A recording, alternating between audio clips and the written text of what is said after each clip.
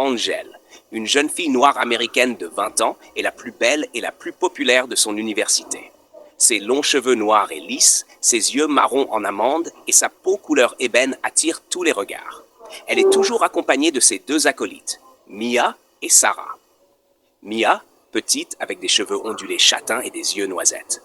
Et Sarah, grande, avec des cheveux lisses blonds et des yeux bleus, suivent Angel partout et obéissent à tous ses caprices. Hunter, un jeune homme noir américain de 21 ans, est l'opposé d'Angel. Il est grand, 1m90, musclé, avec des cheveux courts et bouclés noirs et des yeux marron foncé. Il est passionné de basketball et respecté par ses pairs pour sa gentillesse et son intégrité. Son meilleur ami, George, un jeune homme noir américain de taille moyenne, avec des cheveux courts noirs et des yeux marron clair, est son confident. Un jour, Angel et ses amis se promènent sur le campus, attirant l'attention de tous. Hunter et George, qui jouent au basketball, les aperçoivent. Hunter montre clairement son dédain pour Angel, ce que George remarque immédiatement. Dans un cours de gestion de projet, le professeur annonce un projet de groupe pour le semestre. À la surprise d'Angel et de Hunter, ils se retrouvent dans le même groupe. Les tensions sont palpables dès le début. Angel est agacée par l'idée de travailler avec quelqu'un qu'elle considère comme inférieur à elle, tandis que Hunter ne cache pas son dédain pour son attitude méchante. Le premier rendez-vous a lieu à la bibliothèque. Angel arrive avec Mia et Sarah, mais Hunter insiste pour que ce soit un travail sérieux et demande à ses amis de partir. Ils commencent à discuter du projet, mais la communication est difficile. Petit à petit, ils commencent à se comprendre, et Hunter découvre une facette plus vulnérable d'Angel. Le projet avance, et Angel commence à admirer la passion de Hunter pour le basketball. Elle se rend souvent au terrain pour le regarder jouer, ce qui intrigue Mia et Sarah. Hunter, de son côté, commence à apprécier la compagnie d'Angel, même s'il ne le montre pas toujours. Un jour, après une longue séance de travail, Hunter invite Angel à venir le voir jouer un match important. Elle accepte à contre-cœur, mais se retrouve fascinée par son talent et son dévouement. Après le match, ils partagent une conversation sincère, renforçant leur connexion naissante. Après une longue journée de travail sur leur projet, Angel et Hunter se retrouvent sur le toit de l'université, contemplant la ville illuminée. Le calme de la nuit et la vue spectaculaire créent une ambiance romantique. Ils discutent de leurs rêves et de leurs peurs, partageant des aspects d'eux-mêmes qu'ils n'ont jamais révélés à personne d'autre. Sous les étoiles, ils se rapprochent lentement. Le moment est magique, et finalement, ils partagent leur premier baiser. Ce baiser marque le début de leur relation, une relation qui surprend tout le campus. Les semaines passent, et la relation entre Angel et Hunter s'épanouit. Ils passent de plus en plus de temps ensemble, découvrant des passions communes et partageant des moments intimes. Angel devient plus douce et commence à se soucier réellement des autres. Hunter, quant à lui, trouve un équilibre entre sa passion pour le basketball et sa nouvelle relation. Ils explorent la ville ensemble, visitant des lieux qu'ils n'avaient jamais vus auparavant. Leur amour grandit malgré les regards et les rumeurs sur le campus. Leur bonheur est palpable et ils commencent à croire que rien ne pourra les séparer. Des malentendus et des jalousies commencent à ternir la relation entre Angel et Hunter.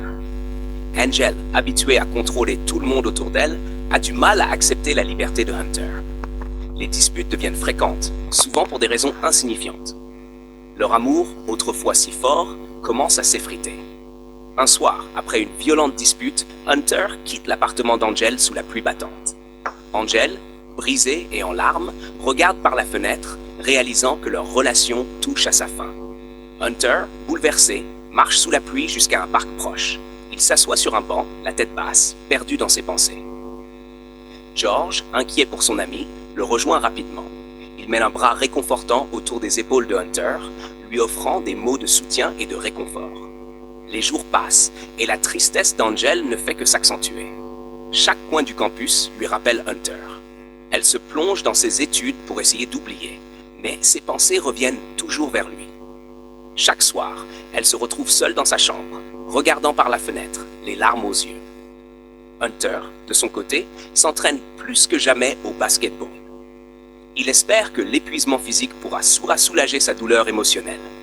Mais malgré ses efforts, il ne peut échapper aux souvenirs d'Angel et aux moments qu'ils ont partagés. George, voyant son ami souffrir, décide de prendre les choses en main. Un après-midi, il trouve Hunter sur le terrain de basketball, s'entraînant seul. George sait que Hunter a besoin de parler de ce qu'il ressent. Hunter, tu ne peux pas continuer comme ça. Ça te ronge de l'intérieur. Parle-moi. Hunter s'arrête, essoufflé et fatigué. Il sait que George a raison. Il s'assoit sur un banc à proximité et Hunter commence à parler. Il exprime sa douleur, ses regrets et son amour toujours présent pour Angel. George écoute attentivement, offrant son soutien et ses conseils. Encouragé par George, Hunter décide de prendre contact avec Angel. Il lui envoie un message simple mais sincère. Peut-on parler? Angel, surprise et nerveuse, accepte. Ils se retrouvent dans un café qu'ils fréquentaient souvent lorsqu'ils travaillaient sur leur projet ensemble. Le café est chaleureux et accueillant, contrastant avec la froideur de leurs émotions. Ils s'assoient l'un en face de l'autre, les souvenirs et les émotions refaisant surface. Ils commencent à parler, d'abord timidement, puis avec plus de franchise. Angel exprime ses regrets et sa douleur, tandis que Hunter partage ses propres sentiments. Cette conversation leur permet de comprendre les erreurs qu'ils ont commises et l'importance de leur relation. Après cette rencontre, Angel décide de changer et de devenir une meilleure personne. Elle se concentre sur ses études, devient plus gentille avec les autres et commence à s'impliquer dans des activités bénévoles. Elle se rend compte que l'amour de Hunter a laissé une marque indélébile sur son cœur et l'a poussée à devenir une version meilleure d'elle-même. Hunter, quant à lui, trouve un nouvel équilibre entre le basketball et ses études. Il se rapproche encore plus de George et de son équipe, trouvant du réconfort et du soutien dans leur lien d'amitié. Des mois passent et chacun trouve son chemin. Angel et Hunter restent en contact, mais ils comprennent que leur relation ne sera plus jamais la même. Ils se voient de temps en temps en amis, respectant la nouvelle dynamique entre eux. Angel s'implique de plus en plus dans des activités bénévoles et dans ceux qui en ont besoin. Elle trouve une nouvelle passion dans le fait de redonner à la communauté. Hunter, quant à lui, poursuit sa carrière de basketball avec passion, tout en maintenant un équilibre avec ses études. Finalement, lors de la remise des diplômes, Angel et Hunter se retrouvent une dernière fois sur le campus. Ils se sourient et se félicitent mutuellement pour leur réussite. Bien qu'ils aient pris des chemins différents, ils savent qu'ils ont chacun contribué à la croissance de l'autre. Ils échangent des souvenirs et des rires, célébrant non seulement leur réussite académique, mais aussi leur croissance personnelle. Ils se promettent de rester en contact et de se soutenir mutuellement dans leurs futures aventures.